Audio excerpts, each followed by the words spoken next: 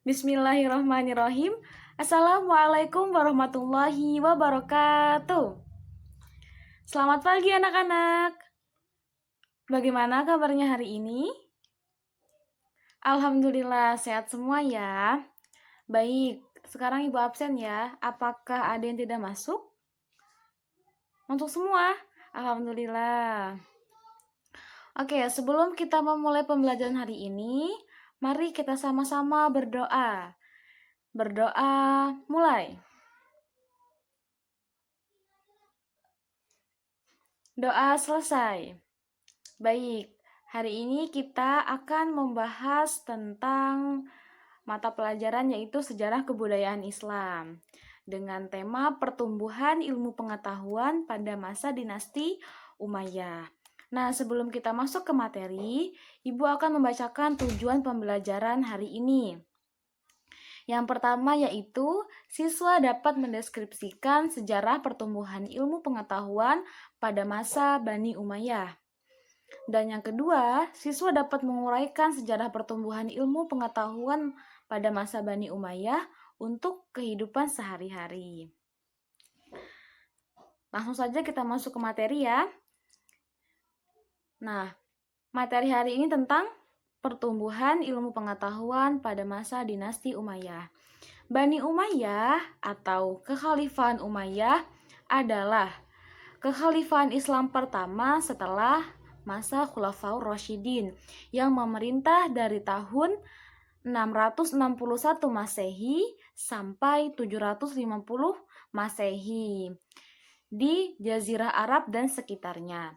Nah, serta dari tahun 756 Masehi sampai 1031 Masehi itu memerintah di Cordoba, Spanyol. Nah, nama dinasti ini diambil dari nama tokoh Umayyah, yaitu Umayyah bin Abdul Asyams, kakek buyut dari khalifah pertama Bani Umayyah, yaitu Muawiyah I. Nah, masa ini sebagai masa perkembangan peradaban Islam yang meliputi 3 benua, yaitu Asia, Afrika, dan Eropa. Nah, masa ini berlangsung selama 90 tahun dan berpusat di kota Damaskus. Selanjutnya, pada masa ini, perhatian pemerintah terhadap perkembangan ilmu pengetahuan itu sangat besar. Penyusunan ilmu pengetahuan lebih sistematis dan dilakukan pembidangan ilmu pengetahuan. Yang pertama, ilmu pengetahuan bidang agama, yaitu segala ilmu yang bersumber dari Al-Quran dan hadis. Yang kedua, ilmu pengetahuan bidang sejarah, yaitu segala ilmu yang membahas tentang perjalanan hidup, kisah, dan riwayat. Yang ketiga, ilmu pengetahuan bidang bahasa, yaitu segala ilmu yang mempelajari bahasa, nahwu, dan sorof. Selanjutnya yang keempat, ilmu pengetahuan bidang filsafat, yaitu segala ilmu yang berasal dari bahasa asing, seperti ilmu mantik, kedokteran, kimia, dan astronomi. Nah, selanjutnya ilmu pengetahuan yang berkembang di zaman dinasti Umayyah. Yang pertama, al-ulumus syariah, yaitu ilmu-ilmu agama Islam, seperti fikih, tafsir, Al-Quran, dan sebagainya. Yang kedua yaitu al-ulumul lisaniyah, yaitu ilmu-ilmu yang perlu untuk memastikan bacaan Al-Quran, untuk menafsirkan dan memahami Al-Quran. Selanjutnya ada tarikh, yaitu yang meliputi tarikh kaum muslimin dan segala perjuangannya, riwayat hidup pemimpin-pemimpin mereka, serta tarikh umum, yaitu tarikh bangsa-bangsa lain. Selanjutnya ada ilmu qiraat, yaitu ilmu yang membahas tentang membaca Al-Quran. Nah, pada masa ini termasyhurlah 7 macam bacaan Al-Quran yang terkenal dengan qiraah sab'ah yang kemudian ditetapkan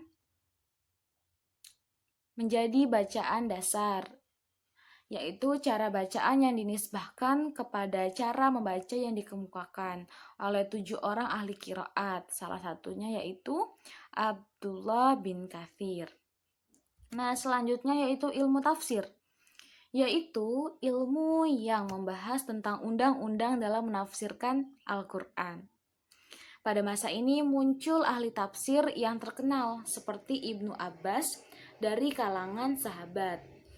Nah, dan ada Muhammad Al-Bakir bin Ali bin Husain dari kalangan Syiah. Lalu selanjutnya ada ilmu hadis, yaitu ilmu yang ditunjukkan untuk menjelaskan riwayat dan sanad al-hadis, karena banyak hadis yang bukan berasal dari Rasulullah Shallallahu Alaihi Wasallam.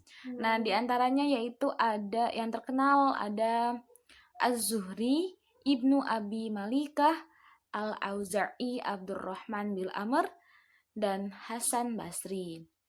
Nah, selanjutnya ada ilmu nahwu, yaitu ilmu yang menjelaskan cara membaca suatu kalimat di dalam berbagai posisinya.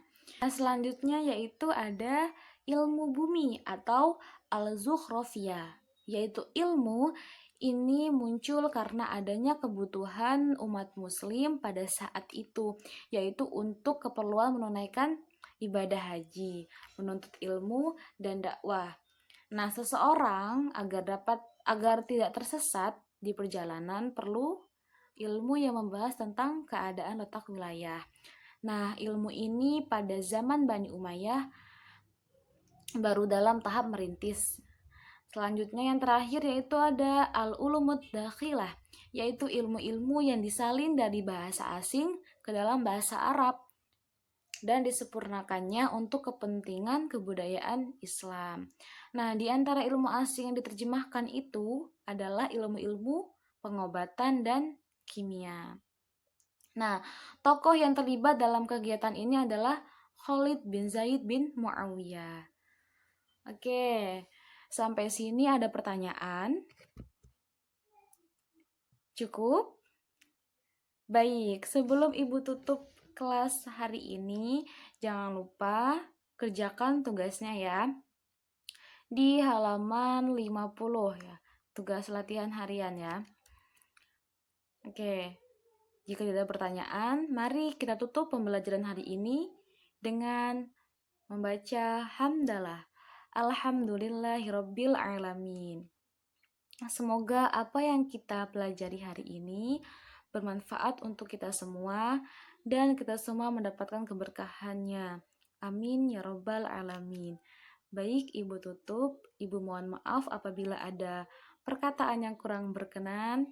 Kepada Allah Ibu mohon ampun. Ibu akhiri. Wassalamualaikum warahmatullahi wabarakatuh.